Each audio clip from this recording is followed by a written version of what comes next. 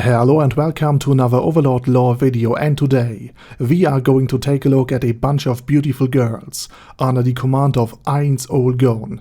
And no, I'm not talking about the Pleiades Battlemaid formation, although they are somewhat close to them.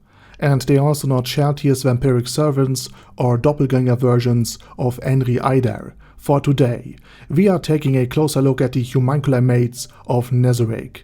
But before we are going to do so, let me thank my Patreons for supporting this channel, as well as all users of the YouTube thanks function who made one-time donations. Also, I made a little side project, link to it in the video description. And with that said, let's get to the topic. Now, first and foremost, these are not Battlemaids, but the, let's call it normal maids, are the working force of the Grey Tomb. And as servants of the 41 supreme beings of Nezarec, they are also fiercely loyal to their creators and the tomb itself. And despite numbering exactly 41, just like the tomb had 41 human players at one point, the maids weren't created by all of them in an equal amount. So instead of one player creating one maid, most of them were created by Hero, Whitebrim, and Coup de Grace. This focus on just a few creators also greatly influenced the social dynamic of the maids themselves, since maids created by the same player tend to stick together, which has led to the creation of various social groups within the homuncular maids. And oddly enough, while in the Great Tomb of Nezarec, the act of eating and drinking is largely optional, due to the many high-level and high-ranking beings of the Great Tomb being given a ring of sustenance that then would negate the user's need to drink, eat, or indeed sleep. But the maids not only have to eat, but downright need to eat a lot. This is due to their racial class of homunculi. So just as everyone else in the Great Tomb of Nezarec, with the exception of Auriel Omega, they are also not humans, but they are heteromorphs. And homuncular maids have greater endurance, greater bodily strength, work with greater focus and suavity, and are overall considered to be superior to most humans. And in a fight between a human and a homuncular maid, chances are that the maid would win about 60% of the time, which doesn't sound like much, but it means that in our society, for example, which has a very high availability of food, just look down on yourselves, they would occupy about every high position, from sports to management to statesmanship. They would basically dominate everything. And I for one would welcome our new maid uniform wearing overlords. But jokes aside, this increased output requires a greater input, hence why the maids need to eat much more food than normal humans. So it's nothing unusual for a maid to eat a few dozen of eggs, some pounds of potatoes, and some juicy steaks for one single breakfast. Additionally, while the maids are superior to normal New World level 1 humans, and although they would still be weak even by New World standards, these maids aren't completely defenseless, since their maid uniform is created from high-level materials and therefore offers good protection, despite just looking like a normal uniform.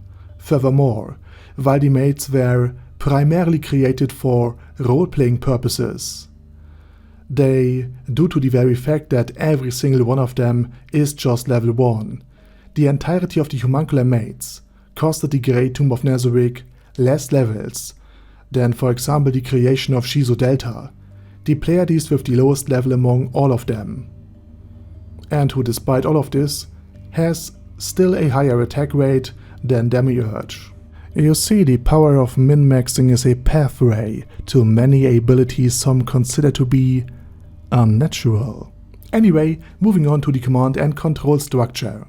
While Sebastian, the Butler of Steel, is in charge of the militarized wing of Nezarec's maid, aka the Pleiades Battlemaids, who would be normally led by Sebastian in the so-called 6-star formation, but who could also be led by Auriel Omega in the 7 Sister formation, although this is fairly unlikely given the fact that Auriel is needed to control the teleportation network of Nezarec.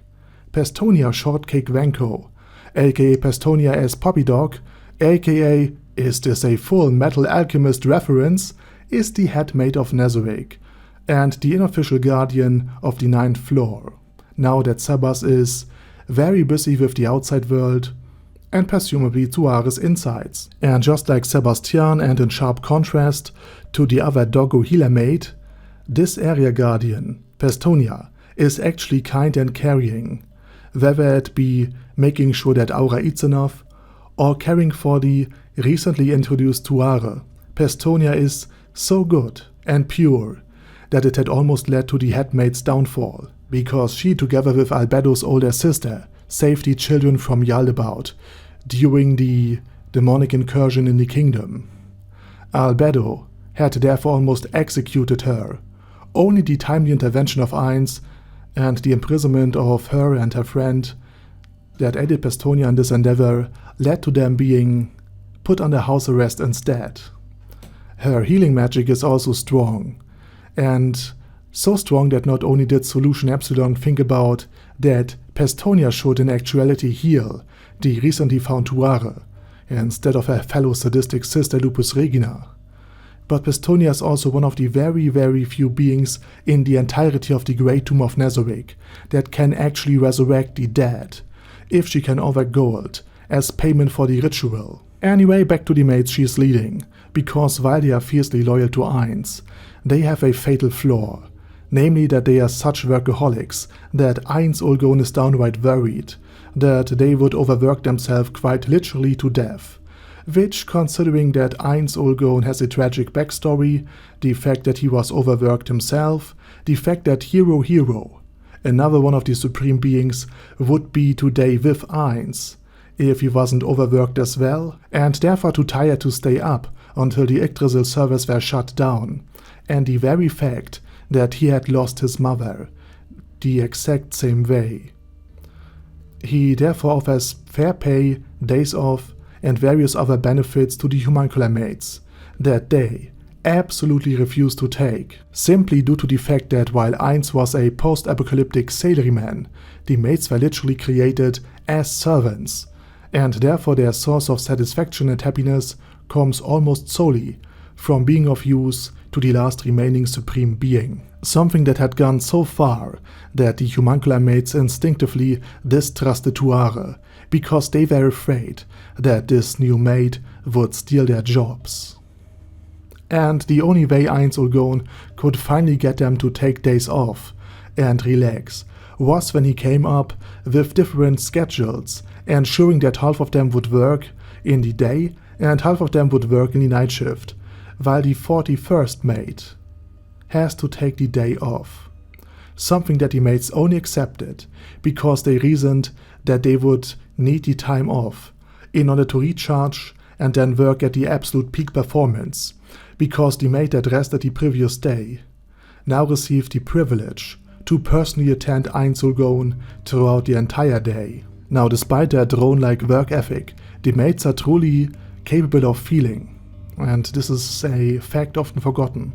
For example, during the Great Invasion, something that the Great Tomb was only able to stop on the 8th floor, the maids being located to the 9th floor were scared after hearing the sounds of the apocalyptic battle raging just above them. And if we consider that Rubedo, Nazarick's strongest being, fought alongside the entirety of the 8th floor, they had every right to be scared. And this is also why they fear the outside world, and outsiders in general, although their fear is lessened by the presence of the Battlemaids or Ainz Ooal Gown himself. And just like they are capable of being scared and fearful, they can also be absolutely adoring and cheerful, because to them, the Pleiades Battlemaids are icons of hope, and for example Lupus Regina is seen as an omen of good fortune, and enjoys an idol-like status among the regular maids, which, considering that the Battlemaids are the ones that will, if push comes to shove, defend the 9th floor of Nazarick by delaying any enemy force long enough so that the supreme beings could assemble in the throne room, is actually well earned. And of course there's this other heartbreaking moment that I don't want to spoil here. And with that said, I say thank you very much for watching, and special thanks to Bad Guy Yee, Ben C, Chrissy, Crowley0221, Sia, Dead Slime, Death is Mercy, Deathless Dragonlord, Devon Dowen, Dystopia, Dystopia II, Enigmatic Unicorn, Feralchivan, Guy with That Hat, Hector Marino, Hoss, Huster, Jacob G, Jana B, Jason, Chromius, Legendarius, Lelouch Britannia with a Mustache, Lexus Fox, Lord Nishikian Rai, Lord Touch Me, Merovec, Mr. Shoes, Mr. Tweaker, Michael R, Michael Y, Normal Toad, O'Kill, Overlord General Gasper, Paddy Pantum, Paz Sonich, Primus 11, Shadow Lightning Wolf, Shrine Keeper, Staris, Ted, Texas Deer, The Orc Warboss, Rock Ed Smasher, D.E. Wang, Vash Hawkeye, Vegito 27, Venture Fanatic, Wilhelm, and Zonegon. Thanks guys. Anyway, have a nice day, and I hope to see you all again soon on my next video.